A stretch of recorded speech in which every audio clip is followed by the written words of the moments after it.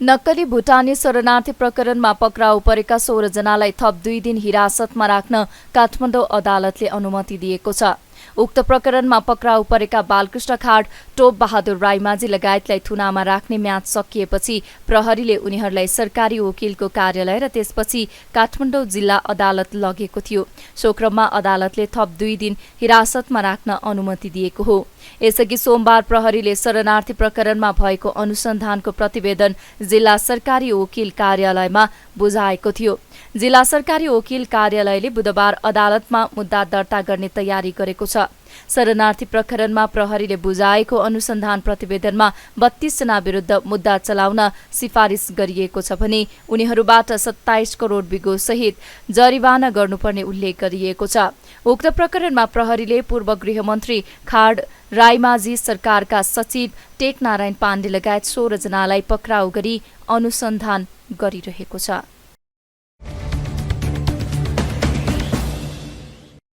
सरकारले विद्यालय क्षेत्र रूपान्तरण कार्यक्रमका लागि विश्व बैंकबाट ऋण सहायता स्वीकार गर्ने निर्णय गरेको छ। सिंहदरबारमा मंगलबार बसेको मन्त्री परिषदको बैठकले विद्यालय क्षेत्र रूपान्तरण कार्यक्रमका लागि विश्व बैंकबाट 120 मिलियन अमेरिकी डलर ऋण सहायता स्वीकार गर्ने निर्णय गरेको सरकारका प्रवक्ता रेखा शर्माले जानकारी दिनुभयो। त्यस्तै बैठकले जापान सरकारबाट प्राप्त हुने मानव संसाधन विकास छात्रवृत्तिका 41 करोड बराबरको अनुदान सहायता स्वीकार गर्ने र विद्यालय क्षेत्र आयोजनाका लागि शिक्षाका लागि विश्वव्यापी साझेदारी संस्थाबाट 19.70 मिलियन अमेरिकी डलर सहायता स्वीकृत गर्ने निर्णय भएको छ। बैठकले परराष्ट्र मामिला अध्ययन प्रतिष्ठान विकास समिति गठन तेस्रो संशोधन 2080 स्वीकृत गर्ने निर्णय गरेको छ भने अबदेखि हरेक वर्ष असोज 2 गते राष्ट्रिय शिक्षा दिवस मनाउने निर्णय भएको प्रवक्ता शर्माले बताउनुभयो। र अर्थ मन्त्रालयको प्रस्तावमा जापान सरकारबाट मानव संसाधन विकास छात्रवृत्ति जेडीएस तेस्रो चरण प्रथम ब्याचका लागि प्राप्त हुने करिब रु 41 करोड बराबरको अनुदान सहायता स्वीकार गर्ने भन्ने निर्णय क्याबिनेटले गरेको छ आजको। त्यसै गरेर अर्थ मन्त्रालयकै प्रस्तावमा भन्सार महसुल सम्बन्धी नयाँ विधेयक तर्जुमाका लागि सैद्धान्तिक स्वीकृति प्रदान गर्ने निर्णय भएको छ। अब भन्सार महसुल सम्बन्धी नयाँ विधेयक तर्जुमा गर्ने बाटो खुलेको छ र यो विधेयक तर्जुमा हुनेछ।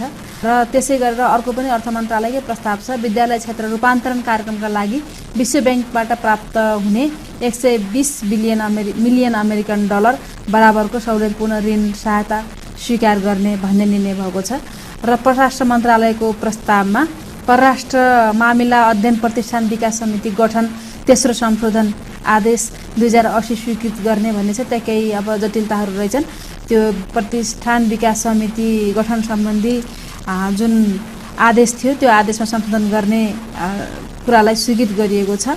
र त्यसमा हामीले खास गरेर एउटा उमेरको हिसाबले 60 वर्षभित्रका मान्छेहरूको व्यक्तिहरूलाई त्यहाँ प्रक्रियामा समावेश गर्ने विषय रहेछ।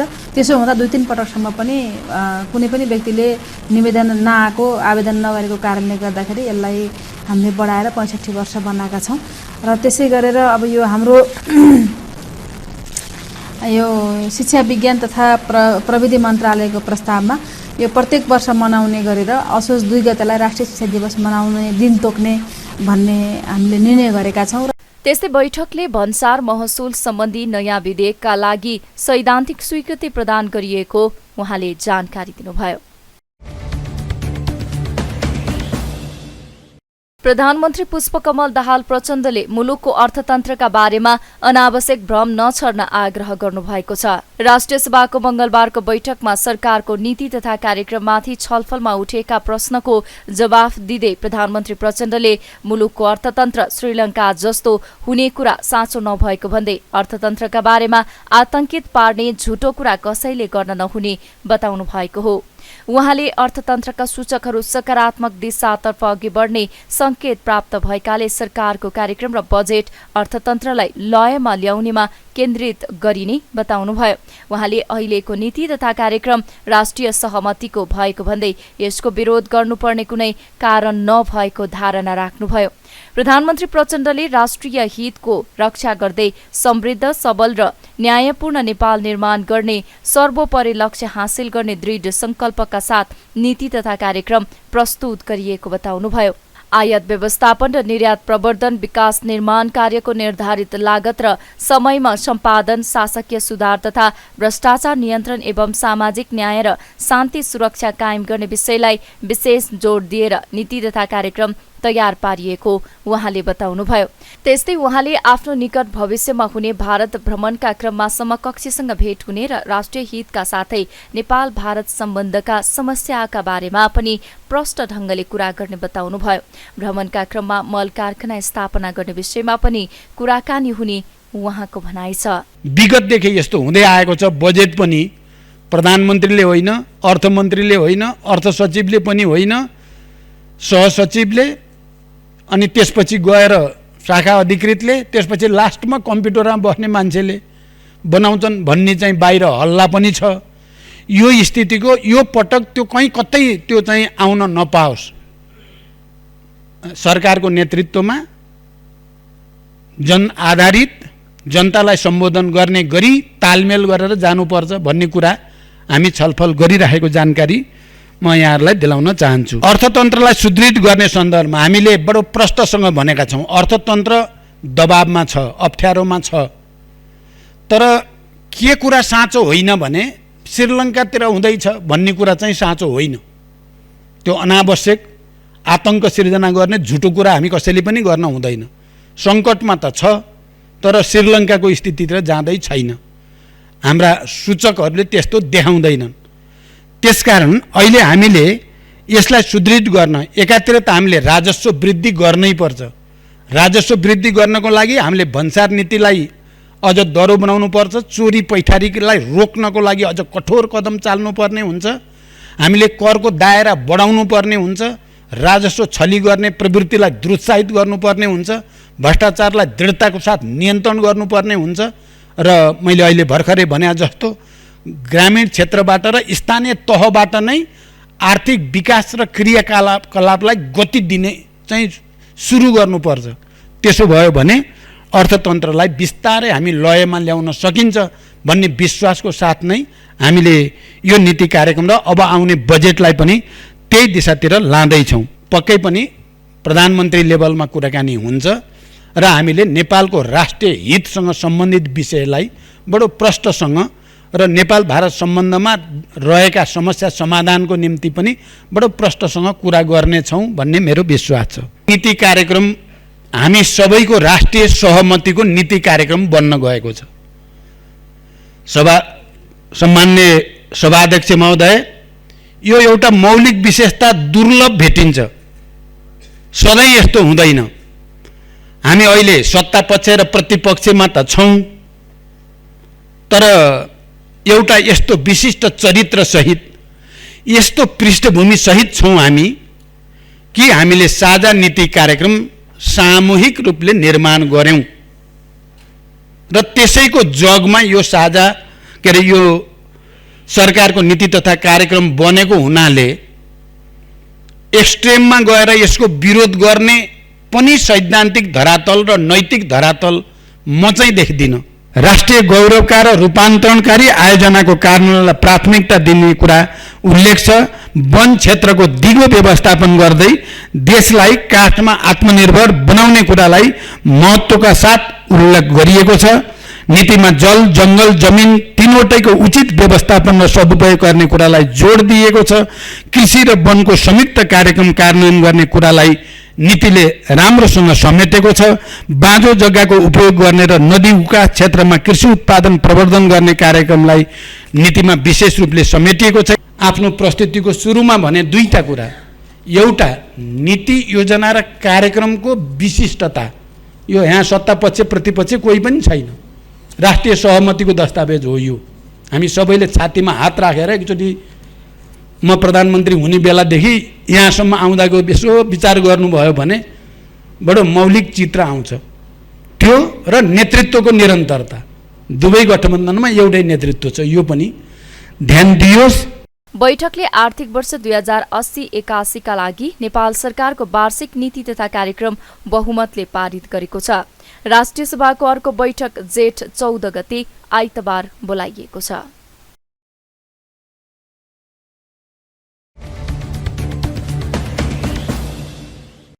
नेकपा एमालेका अध्यक्ष केपी शर्मा ओलीले संवैधानिक व्यवस्था विपरीत सरकारले न्याय परिषदमा सदस्य नियुक्त गरेको आरोप लगाउनु भएको छ। मंगलबार ललितपुरमा नेकपा एमाले जनसंगठन पदाधिकारी भेलालाई सम्बोधन गर्दै ओलीले न्याय परिषदमा 65 वर्षभन्दा माथिलाई नियुक्त गर्न नपाउने व्यवस्था रहे पनि 71 र 77 वर्षकालाई नियुक्त गरेको आरोप लगाउनु भएको हो। उहाँले यस विषयमा संविधान र कानूनका दफा देखाएर प्रधानमन्त्रीलाई प्रश्न सोध्ने बताउनुभयो। ओलीले यसअघि 23 महिनासम्म संवैधानिक परिषदको बैठक बस्न नसकेको र 1.5 वर्षसम्म प्रतिपक्षसँग संवाद पनि नगरेको भन्दै अहंकार र घमण्डले देश नचल्ने जिकिर गर्नुभयो। वर्तमान सरकार कुनै पनि ढंगले राष्ट्रप्रति जिम्मेवार नदेखिएको उहाँको भनाइ छ। त्यस्तै अध्यक्ष ओलीले मुलुकमा आर्थिक लगायत विभिन्न समस्या देखिए पनि सरकार बेखबर जस्तै देखिएको तर्क गर्नुभयो। उहाँले नक्कली भुटानी शरणार्थी प्रकरणमा एमालेको कुनै संलग्नता नरहेको र नहुने भन्दै एमाले भित्र रहेर पार्टीको आदर्श र मूल्य मान्यता विपरीत काम गरी कारबाही गर्न अग्रसर हुने बताउनुभयो। ओलीले एमालेमाथि सबैतिरबाट तीव्र हमला गरेर सिद्ध्याउन खोजे पनि पार्टीलाई अझ सशक्त रूपमा अघि बढाउने बताउनुभयो। म तपाईहरुलाई धन्यवाद भन्न चाहन्छु। पहिलो कुरा त यति भयानक हमला चौतर्फी चारै दिशाबाट होइन, यदि कुनै दशै दिशा हुन्छ भने दशै दिशाबाट हामी माथि तीव्र जानलेवा हमला भन्छ नि, हामीलाई सिद्ध्याउने नै खालको हमला दशै दिशाबाट भयो। तलबाट माथिबाट ओरतिर परतिर आग्नेय नैऋत्य वायव्य ईशान पूर्व पश्चिम उत्तर दक्षिण कुना कुना कतैबाट पनि बाँकी नराखेर चौतर्फी हमला। हुँडारको बथानले जस्तो कसैले खुट्टा टोक्छ, कसैले हात टोक्छ, कसैले टाउकोतिर झम्टिन्छ, हि कराएको छ, झम्टिएको छ, टोकेको छ, जिउँदै खाएर सिद्ध्याउन खोजेको छ। त्यो विचित्रको स्थिति हामीले बेहोर्नु पर्यो। त्यो स्थिति बेहोरेर त्यस प्रतिकूल अवस्थाबाट यी 2 वर्षमा हामीले हाम्रो पार्टीलाई जोगाएका छौँ। पार्टीलाई पुनर्जीवित र अझ मजबुतीका साथ, अझ सशक्त ढङ्गले पार्टीलाई पुनर्जीवित गरेका छौँ। यस्तो भद्रगोल छ, यस्तो भद्रगोल, र उहाँहरू त यति बेखबर हुनुहुन्छ नि। संविधान कानुनका कुरा गर्नुहुन्छ। अहिले उहाँहरूले नियुक्त गरेका मान्छे, उहाँहरूले आफ्ना मान्छे न्याय परिषदमा नियुक्त गर्नुभएको छ। संविधानले भन्छ, कानुनले भन्छ 65 वर्षभन्दा माथिको मान्छेले त्यहाँ बसेर काम गर्न पाउँदैन। तर उहाँले 77 वर्षको मान्छे नियुक्त गर्नुभएको छ न्याय परिषदमा। कुन संविधान, कुन कानुनले 77 वर्षका मान्छे, 3 सालमा जन्मिएका मान्छे 77 वर्ष भएन? न्याय परिषदमा 77 वर्षका मान्छे नियुक्त गर्नुभएको छ सदस्य। मतलब संविधान हेर्नुहुन्छ कि हुन्न, कानुन हेर्नुहुन्छ कि हुन्न उहाँहरू? अर्को मान्छे 9 सालको मान्छे कति वर्ष हुन्छ? 65 भन्दा तलै हुन्छ? 70 काटेको 71 काटेका मान्छे। एउटा मान्छे 77 वर्षका छन्, अर्को मान्छे 71 काटेका छन् न्याय परिषदमा। संविधान र कानुनका धारा र दफाहरू देखाएर हामी प्रधानमन्त्रीजीलाई सोध्नेवाला छौँ। अस्ति मैले अलिक लामो पनि भइसक्यो भनेर यी कुराहरू ल्याइन, यो अरू दिन ल्याए पनि हुन्छ, नीति कार्यक्रममै किन ल्याउनु पर्यो भने संविधानको दुहाई दिने, संविधान मिच्ने 23 महिनासम्म संवैधानिक परिषदको बैठक उहाँहरू बस्नु भएन। 23 महिनासम्म। अनि के भन्ने? 1.5 वर्षसम्म प्रतिपक्षसँग, संवैधानिक परिषदको अनिवार्य सदस्य हुने प्रतिपक्षसँग उहाँहरूले एक वचन संवाद पनि गर्नु भएन 1.5 वर्षसम्म। देश कसरी चल्छ? देश अहङ्कारले चल्ने हो र? घमण्डले देश चल्ने हो र?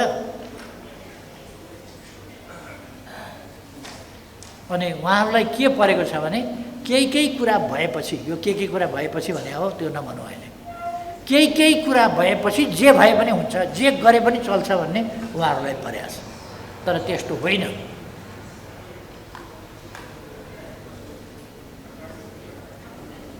उहाँहरू कुनै कुरापट्टि जिम्मेवार गहन ढङ्गले सोच्ने विचार गर्ने यी कामहरू गरिरहनु भएको छैन।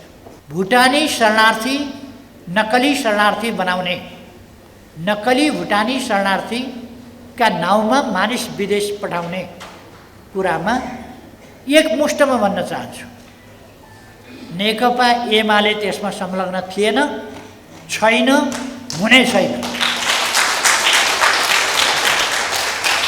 नेकपा एमाले कुनै भ्रष्टाचारमा संलग्न थिएन, हुँदैन। यदि कसैले नेकपा एमाले भित्र रहेर पनि नेकपा एमालेका आदर्श, यसका मूल्य मान्यता विपरीत, यसका उद्देश्यहरूलाई आघात पुग्ने गरी यस प्रकारका कुनै प्रकारका अनुचित, अनैतिक वा भ्रष्ट क्रियाकलाप कसैले पनि गर्छ भने नेकपा एमाले त्यस्तोमा कारबाही गर्नका लागि आफै अग्रसर भएर अगाडि बढ्छ। उहाँले पार्टी ध्वस्त पार्ने, पार्टी नेतृत्वप्रति अनास्था राख्ने काम भए पनि पार्टीलाई शुद्धिकरण गर्ने मौका पाएको र शुद्धिकरणका कारण नै पार्टीलाई छोटो समयमा नै मजबुत अवस्थामा पुर्याएको दावी गर्नुभयो। काठमाडौँमा मंगलबारदेखि सम्पदा यात्रा बस सञ्चालनमा आएको छ। काठमाडौँ उपत्यकामा रहेका प्रमुख सम्पदा क्षेत्रको प्रवर्धन गर्ने उद्देश्यले सरकारले सुरु गरेको बस सेवाको ललितपुरको पुलचोकमा पर्यटन मन्त्री सुदन किरातीले शुभारम्भ गर्नुभयो। पुलचोक स्थित पर्यटक बस पार्कबाट सुरु हुने सम्पदा यात्रा बस महाङ्काल मन्दिर, दरबारमाग, नारायण हिटी दरबार, स्वयम्भू लगायतका स्थान हुँदै पुनः पुलचोकसम्म पुग्नेछ। परीक्षणका रूपमा सुरु गरिएको सम्पदा यात्रा बसको यात्रा 1 सातासम्मका लागि निशुल्क गरिएको पर्यटन मन्त्री किरातीले जानकारी दिनुभयो। उहाँले बागमती प्रदेशसम्म समन्वय गर्दै छिट्टै भाडा दर तय गरिने बताउनुभयो। किरातीले सम्पदा यात्रा बस सञ्चालन गर्न पनि निकै कठिन भएको भन्दै यसलाई निरन्तरता दिनुपर्ने धारणा राख्नुभयो। यो ठुलो काम होइन, एकदमै सानो काम हो, तर पनि हामीले ठुलो मेहनत गर्नु पर्यो। यो अचम्मको कुरा छ। हामीले यसलाई सञ्चालन गर्ने भनेर धेरै अगाडिदेखि लाग्यौँ। अन्तिम घडीमा पुगेर हामीले भाडा समायोजन अझै पनि गर्न सकेका छैनौँ। हाम्रो आवश्यकता र चेतना चाहिँ अगाडि गएछ, हाम्रो ऐन कानुन चाहिँ धेरै पछि रहेछ। यति धेरै पापड पेल्नु पर्यो यति काम गर्नुको निम्ति, अहिले पनि भाडा निर्धारण भएको छैन। एक हप्ता हामी निशुल्क नै ट्रायल गरौँ, अब नफर्क्यौँ भनेर हामी अघि बढेको हो। अब सबै कुरा निर्धारण गरेर अगाडि बढिसकेपछि भाडा निर्धारण गर्ने अहिले प्रदेशले रहेछ, यातायातले। प्रदेशको त्यो ऐन कानुनमा यस्तो बसको ऐन कानुनै रहेनछ, भाडा निर्धारण गर्ने समय नै रहेनछ। भाडा निर्धारण गर्दाखेरि फेरि सुदन किरातीले पनि ठगी गर्दैछ भन्ने समाचार छापिन्छ भनेर बरु निशुल्कै यो ट्रायल गर्ने भनेर आज यो उद्घाटन गर्न गइराखिएको छ। सबैले आफ्नो क्षेत्रबाट यसको प्रचार, यसको प्रवर्धन र विकासको निम्ति लागौँ भन्ने कुरा अघि भइसकेको छ। धेरै कुरा छैन, 2-3वटा छ मेरो। सहरको सम्पदा क्षेत्रमा सधैँ सफा राखेर यो साझाले बस कुदाइदिनु पर्यो। यसलाई चाहिँ साँच्चै नै हाम्रो पाहुनाहरू आउँदाखेरि उनीहरूलाई आनन्द महसुस पनि होस्, सबैलाई त्यस्तो किसिमको झन्झटिलो कामहरू नहोस्, व्यवहारहरू नहोस्। र आजदेखि यो ट्रायलको रूपमा उद्घाटन हुँदैछ। यसलाई नरोकी सधैँ अझै थपेर जाने कुरामा मेयर साहबको पनि प्रतिबद्धता छ, हामी सबैको प्रतिबद्धता छ। सम्पदा घुम्ती सेवा अन्तर्गत पहिलो चरणमा साझा यातायातका 2वटा विद्युतीय बस सञ्चालन हुनेछन्।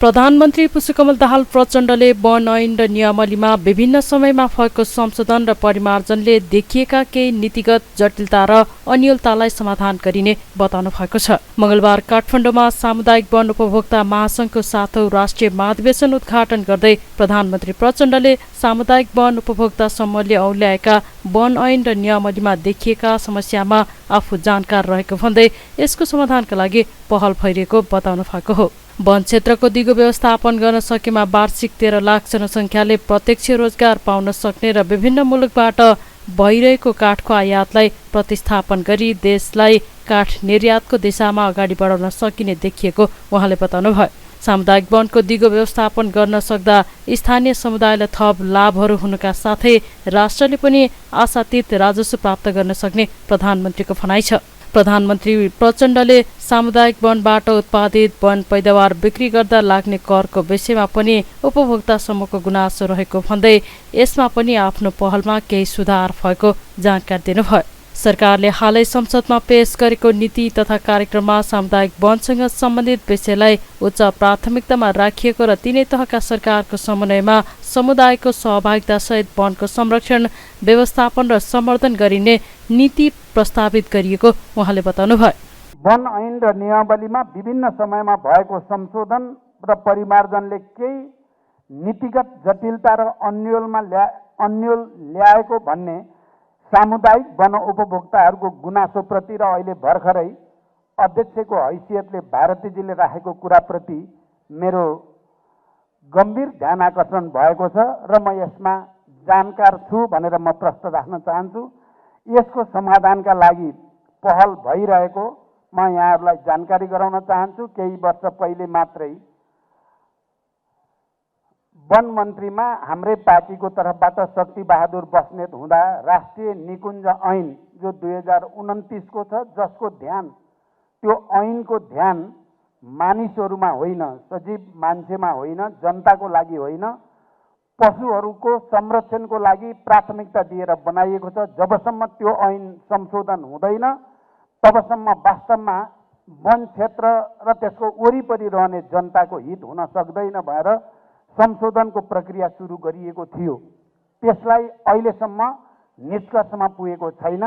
मैले आज तपाईहरुको यो 7औं राष्ट्रिय महाधिवेशनमा उभिएर त्यो ऐन राष्ट्रिय निकुञ्ज ऐन संशोधनको प्रक्रियालाई अगाडि बढाउने विश्वास व्यक्त गर्न चाहन्छु र त्यसले एउटा नयाँ आधार बन्छ भन्ने मेरो विश्वास छ। खास गरी नीतिगत अन्यल र अन्य विविध कारणले गर्दा सम्भाव्यता हुँदाहुँदै पनि सामुदायिक वनको दिगो व्यवस्थापन गरी सामुदायिक वनले आर्जन गरेको स्रोतको जुन रूपमा सदुपयोग हुनुपर्ने हो त्यसो हुन सकिरहेको छैन। सामुदायिक वनको दिगो व्यवस्थापन गर्न सक्दा स्थानीय समुदायलाई थप लाभहरू हुनुको साथै राष्ट्रले पनि आशातीत राजस्व प्राप्त गर्न सक्छ भन्ने तथ्य पनि स्पष्ट नै छ। यसैगरी सामुदायिक वनबाट उत्पादित वन पैदावार बिक्री गर्दा लाग्ने करको विषयमा पनि उपभोक्ता समूहको गुनासो रहँदै आएको छ। यसमा तपाईहरुलाई पनि जानकारी छ। मेरो आफ्नै पहलमा केही सुधार समेत हुँदै आएको छ। यसैगरी मानव र वन्य जन्तुको अन्तर्द्वन्द्वको व्यवस्थापनका लागि हाम्रो ध्यान गइरहेको छ।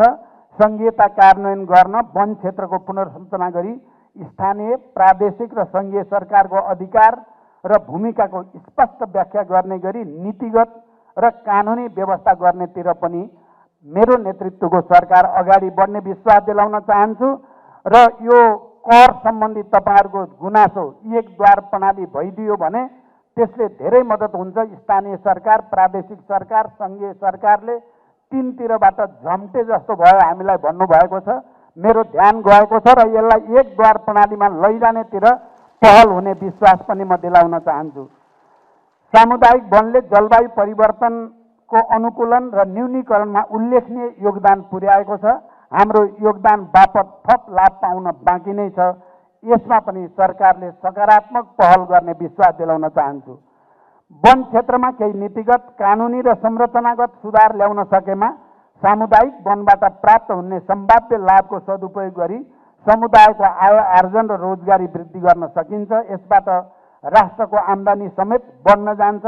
नेपाल सरकारले हालै संसदमा पेश गरेको नीति तथा कार्यक्रममा सामुदायिक वनसँग सम्बन्धित विषयलाई उच्च प्राथमिकतामा राखिएको कुरा पनि म जानकारी गराउन चाहन्छु। तिनै तहका सरकारले को समन्वयमा समुदायको सहभागिता सहित वनको संरक्षण, व्यवस्थापन र सम्वर्धन गर्ने नीति प्रस्तावित गरिएको छ। यसैगरी सरकार, समुदाय र निजी क्षेत्रको सहकार्यमा दिगो वन व्यवस्थापन मार्फत काष्ठ, गैर काष्ठ वन पैदावारको उत्पादन, विकास, विस्तार तथा आपूर्ति अभिवृद्धि गरिने, वनको उचित व्यवस्थापन गरी देशलाई काठमा आत्मनिर्भर बनाइने, निजी वनको प्रवर्धनका लागि लागत साझेदारीमा कार्यक्रम सञ्चालन गरिने, वन पैदावारमा आधारित उद्योग सञ्चालन गर्न प्रोत्साहन गरिने, सम्भाव्य वन क्षेत्रमा कृषि तथा फलफुल उत्पादनको प्रवर्धन गर्ने र एकीकृत कार्यक्रम सञ्चालनमा ल्याइने जस्ता विषयहरूलाई पनि सरकारले आफ्नो नीति तथा कार्यक्रममा समेटेको छ। प्रधानमन्त्री प्रचण्डले संहिताको मर्म बमोजिम वन क्षेत्रको पुनर्संरचना र दिगो वन व्यवस्थापन कार्यक्रम लागू गरी वनको सदुपयोग, उत्पादन र वन क्षेत्रको सुशासनबाट प्राप्त हुने लाभको न्यायोचित वितरण गर्न सरकार प्रतिबद्ध रहेको बताउनुभयो। हाल नेपालमा 22,000 भन्दा बढी सामुदायिक वन उपभोक्ता समूहहरूले देशको करिब 40 लाख जनसङ्ख्यालाई आबद्ध गर्दै 22 लाख हेक्टर वन क्षेत्रको व्यवस्थापन गर्दै आएको छ। राष्ट्रिय स्वतन्त्र पार्टीका सांसद डाक्टर स्वर्णिम वाग्लेले सरकारको बजेटमा नै नीति तथा कार्यक्रमलाई गाभ्न सुझाव दिनुभएको छ। प्रतिनिधि सभाको मंगलबारको बैठकमा सरकारको नीति तथा कार्यक्रममाथिको छलफलका क्रममा वाग्लेले नीति तथा कार्यक्रममा रहेको विषयवस्तु बजेटमा समेत समावेश हुने भएकाले यसलाई नीति तथा कार्यक्रममा गाभ्न सुझाव दिनुभयो। बजेटमा छुट्याइएका रकमहरू नीति तथा कार्यक्रमको कुनै दफामा टेकेर आएको छ भनेर पुष्टि भयो भने मात्रै उत्तरदायित्व हुने नभए कालो अक्षरको थुप्रो मात्रै हुने उहाँले बताउनुभयो। नीति, नियत र क्षमताका आधारमा यथार्थपरक, विश्वसनीय र आशा जगाउने खालको बजेट ल्याउन उहाँले सरकारलाई सुझाव दिनुभयो। सांसद वाग्लेले दोहनकारी राज्यनीति, विकृत निर्माण, व्यवसाय र राजनीतिको खराब गठजोड तोड्नका लागि सृजनशील भएर अगाडि जानुपर्ने धारणा राख्नुभयो। कतै यो कर्मकाण्डलाई क्रमभङ्गतातिर लाने हो भने मलाई लाग्छ एउटा सिक्वेन्स मिलिराखेको छैन। यो सिद्धान्त तथा प्राथमिकता, जुन बजेटको सिद्धान्त प्राथमिकता विनियोजन विधेयकको औपचारिक नाम त्यो छ, त्यो आउने अनि सम्माननीय राष्ट्रपतिज्यूले यो नीति तथा कार्यक्रम बोल्ने, यो अलिकति मिलिराखेको छैन। मलाई के लाग्छ भने यो यसरी नै गरिँदै आएको भनेर कसैले यसलाई out of the box thinking नगरे पनि हुनसक्छ। सिद्धान्त तथा प्राथमिकता फेरि बजेटमा गएर दोहोऱ्याउनुहुन्छ अर्थमन्त्रीले पर्सि 15 गते। त्यसैले अलिकति लामो व्याख्या गर्ने गरेर सिद्धान्त र प्राथमिकता त्यसैमा गाभौँ। यो अगाडिको सिद्धान्त प्राथमिकतालाई हामीले वी क्यान डु अवे र नीति कार्यक्रमबाटै यो सत्र, यो बजेट सेसन सुरु गऱ्यौँ भने चाहिँ र समय राखौँ, सार्थक बहस गरौँ, कन्टेन्टमा गएर चाहिँ बहस गरौँ हैन। दिगो विकासका प्रारूपका कुराहरू छन्, आवधिक योजनाका कुराहरू छन्, आर्थिक कार्यविधि र वित्तीय उत्तरदायित्व ऐन 2076ले निर्दिष्ट गरेका कुराहरू छन्, स्रोतको अनुमान, मध्यमकालीन खर्च संरचनाका कुराहरू छन् र त्यो नीति तथा कार्यक्रममा फुकेका यी निर्जीव जस्ता चाहिँ प्याराग्राफहरू 188 वटा प्याराग्राफहरूलाई बजेटसँग गएर टाइअप गरौँ, कोडिङ गरौँ। बजेटमा फुकेका अङ्कहरू, बजेटमा छुट्याएका शीर्षक उपशीर्षकहरू नीति तथा कार्यक्रमको कुन दफामा टेकेर आएको छ त्यो जस्टिफिकेसन चाहिँ हामीले दिन सक्यौँ भने चाहिँ बल्ल यो उत्तरदायित्व, यो अकाउन्टेबिलिटीका कुराहरू चाहिँ जान्छ, नभए त्यही कालो अक्षरको थुप्रो नै हुने जस्तो मलाई लाग्दछ। तर मलाई लाग्छ यी लक्ष्यहरू, तोकिएका लक्ष्यहरू प्राप्तिका लागि बजेट कहाँ कसरी छुट्याइन्छ र सरकारको मनसाय त्यति बेला चाहिँ हामीले प्रष्ट रूपमा देख्नेछौँ। अहिले यो आशा एस्पिरेसनल छ, यहाँ पुग्छौँ, यहाँ पुर्याउँछौँ भन्ने कुराहरूको छ। तर त्यही मैले अघि पहिलो बुदामा भनेको चाहिँ यसलाई अझै कङ्क्रिटाइज गर्नु पर्यो, यसलाई अकाउन्टेबल बनाउनको लागि नीति तथा कार्यक्रमको दफा र बजेटको कोडिङसँगै चाहिँ लिङ्क गर्नेतिर हामी जानुपर्दछ। अर्को फिस्कल स्पेसको बारे चासो छ, कसरी बढाउने चिन्ता पनि छ। 10 वर्ष अगाडि हामी 618 अर्बको बजेट लिएर आयौँ। गत साल हामीले चाहिँ 1794 को बजेट बनायौँ। यो अस्वाभाविक वृद्धि छ। कुल ग्राहस्थ उत्पादनको अनुपातमा 22.5%बाट हामीले वात्तै 34.5% पुर्याएका छौँ। र यो कस्तो बाज, यो बजेटहरू अविश्वसनीय हुनुको कारण के पनि हो भने जेठमा यसरी सुन्निएको एकदम अविश्वसनीय बजेट बनाउने अनि माघमा चुपचापसित त्यसलाई अलिकति साइजमा लिएर आउने। त्यसैले यसपालि अलिकति यथार्थपरक बजेट ल्याउन म सरकारलाई आग्रह पनि गर्छु र हामी यसलाई मोनिटरिङ पनि गर्छौँ। यहाँ रेकर्डहरू यथेष्ट छन्। चालु खर्च औसतमा कति खर्च भइराखेका छन् विगत 5-7 वर्षदेखि। पुँजीगतको रेकर्ड के छ? अनुदान हामीले यसपालि 55 अर्ब आउँछौँ भने 5 अर्ब पनि आइसकेका छैन। ऋणमै पनि 2 खर्ब 2.5 खर्ब उठाउँछौँ भन्छौँ, 50% को हाराहारीमा मात्र आइराखेको छ र सबै भार हामीले आन्तरिक ऋणमा गरेका छौँ, जसले निजी क्षेत्रलाई खुम्चाइराखेको छ। यो क्राउडिङ आउट भन्छौँ नि, निजी क्षेत्रले एकदमै उत्पादनमूलक गतिविधिहरूमा लगाउन सक्ने पुँजी सरकारले सोचेर अनुत्पादक प्रयोजनमा यो खर्च गरिराखेको छ। यसतिर पनि हामीले हेरौँ। रेभेन्यू राजस्व कसरी बढाउने इत्यादिमा पछि म बोलाउँला, तर यो 75 सालकै सार्वजनिक खर्च पुनरावलोकन आयोगले धेरै राम्रो सुझावहरू दिएको छ। विकास समिति ऐन र विशेष ऐनबाट बनेका परिषद आयोग बोर्डहरू 216 वडामा यसले सयौँ चाहिँ खारेज वा गाभ दिए हुन्छ भनेर भनेको छ। त्यसैले चालु खर्च किन वृद्धि भइरहेछ, सामाजिक सुरक्षालाई कसरी रासनलाइज गर्ने, यो तीनै तहको वित्त व्यवस्थापनका प्रणालीहरूलाई कसरी सुधार्ने बारे एकदमै 380 पेजको त्यो रिपोर्टमा धेरै कुराहरू लेखेका छन्। सरकारले त्यो पढिदियो भने मात्रै पनि पुग्छ। नीति, नियत र क्षमता यी तीनटैमा टेकेर एउटा यथार्थपरक, विश्वसनीय र आशा जगाउने खालको बजेट आओस् र यो नीति तथा कार्यक्रम र बजेट बीचको लिङ्केज एकदमै टाइट भएर चाहिँ अगाडि जाउँ, ताकि हामी फेरि सबैजना 275 जनै 65 जनै सांसदहरूले चाहिँ खालि यो कर्मकाण्ड भयो भने र आफ्नो कुराहरू राख्ने इत्यादि रेकर्डको लागि मात्रै यो औपचारिकता नहोस् भन्ने मेरो आग्रह पनि हो। त्यस्तै उहाँले सरकारले लिने लक्ष्य पूरा गर्नका लागि कार्ययोजना बनाएर नै कार्यक्रमलाई अघि बढाउन सुझाव पनि दिनुभयो। मंगलबार मंगल चौथी वैदिक सत्य सनातन हिन्दू धर्मावलम्बीहरूले यस दिन विशेष गरेर भगवान श्री गणेशको पूजा आराधना गरी मनाउने प्रचलन छ। भगवान गणेशको जन्मदिन चतुर्थी तिथिमा पर्ने भएकोले यस दिनमा गणेशको पूजा गरेर मंगल चौथी मनाउने परम्परा रहेको छ। मंगल चौथीका अवसरमा काठमाडौँको कमलादी स्थित गणेशस्थान लगायत देशभरका गणेश मन्दिरमा विशेष पूजा आराधना गर्ने भक्तजनको भिड लागेको छ। मंगलबार भगवान गणेशको व्रत बस्ने व्रतालुले सबैभन्दा शुभ दिन मानेर व्रत प्रारम्भ गर्ने गर्दछन् भने कुनै पनि कार्य गर्दा विघ्न बाधा उत्पन्न नहोस् भनेर काम थालनी गर्नु अघि हिन्दू धर्म संस्कारमा भगवान श्री गणेशको आराधना र स्मरण गर्ने प्रचलन रहेको छ। भगवान श्री गणेशलाई मंगलकार देवता मानिन्छ। गणेश शुभ फल प्रदान गर्ने देवताको रूपमा चिनिन्छन्। भगवान गणेशको जन्म भाद्र शुक्ल चतुर्थीका दिन भएको थियो। त्यसैले वर्षमा मंगलबार पर्ने चतुर्थी तिथिलाई गणेश चौथीको रूपमा पूजा आराधना गर्ने वैदिक सत्य सनातन हिन्दू धर्मावलम्बीको परम्परा रहिआएको छ।